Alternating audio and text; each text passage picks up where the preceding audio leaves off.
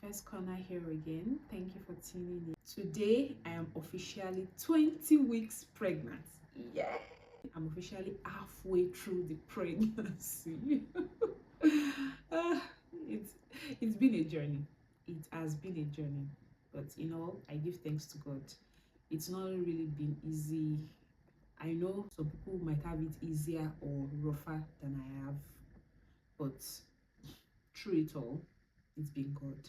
Immediately I found out I was pregnant, I had the mindset I was going to document my first trimester journey, my first trimester symptoms. But I've been procrastinating because the morale has not been there, the energy has not been there at all. But I wanted to do this because I don't want to regret not recording it at all. So I just had to pull myself together this morning and I said, you know what? We are recording this video today. Yes. And it happens to be the day I'm officially 20 weeks pregnant. Okay, let's dive right in. I realized that immediately you find out you're pregnant, the symptoms will just appear out of nowhere. For myself now, I found out I was pregnant at 3 weeks. So it was still pretty much early. Some of these symptoms might be psychological, I think. Some of them, not all of them. I had serious nausea. Sometimes I wished I threw up because I felt throwing up will make me feel better. But when you're trying to throw up but nothing is coming out, you're just feeling terrible nausea. It was so bad for me. Sometimes anything can just make me have nausea. The thought of something, the smell of something. Sometimes I will put my hand inside my throat. I'm like, please, something should just come out, and then I'll burst into tears. That was the first thing. I had very terrible nausea, but did not throw up at all. I was so cranky, like so cranky. People around me can testify to it, especially my husband. I was so cranky. I was mad at everything. And the funniest thing is that it's more like as if I found fault in everything. I feel sometimes you wish you have control over your emotions, but at that particular time, it's like as if your emotions are controlling you. I was angry, I was snappy at everything. I felt my husband should be able to read my mind. I felt angry that my body was weak. I felt angry that all the foods I wanted to eat, I could not eat them. The funniest thing is that the crankiness generally was for no reason at all. There was a day that my husband and I had a conversation. He was actually talking on behalf of someone that was cranky to the person.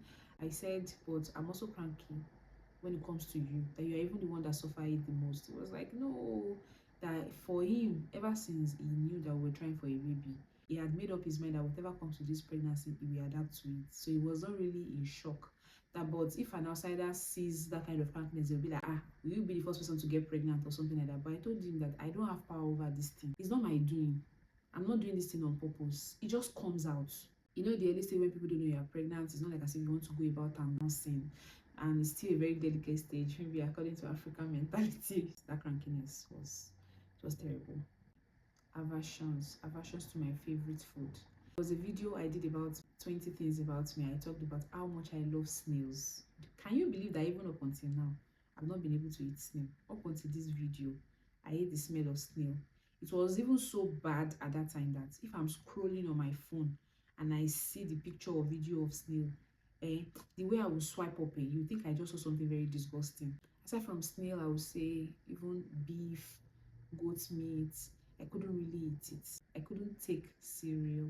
I couldn't take milk, groundnuts, like anything peanuts. I couldn't take it at all. The one that should even be number one was water. I couldn't drink water. See, when I was pregnant with my first child too, it was like that. The only way I will be able to take it is to get juice and mix it with water. There is this awesome feeling you have after taking water. Imagine you are so thirsty or dehydrated and you take water. It will satisfy you. But one thing is that if you mix that water with any other thing, you still feel like taking water. So that was where I was always feeling. I was always feeling thirsty. Imagine feeling thirsty and you cannot take water.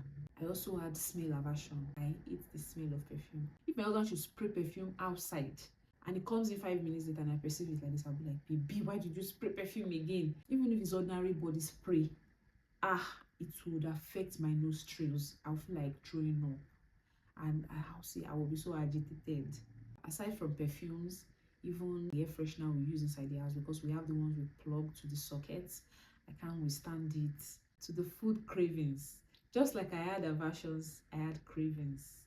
Till now, I still crave for mushroom, crab legs, yam, cow skin, especially the crab legs. And another thing that I used to crave is pepper. I thought that because I really loved pepper before, that maybe by the time I get pregnant, the cravings will reduce. It only doubled, for real. It doubled. I can eat pepper morning, afternoon, night. Sometimes the pepper will give me terrible heartburn, but I will still want to eat it. I will put it inside my food and I will be, I cannot bear it anymore.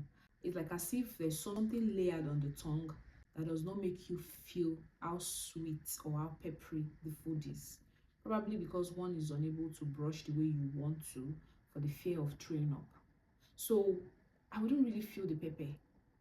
I'll just be eating the pepper, but I will not feel it. I will now use only habanero pepper. And the habanero of Canada, it's not like the habanero of Nigeria.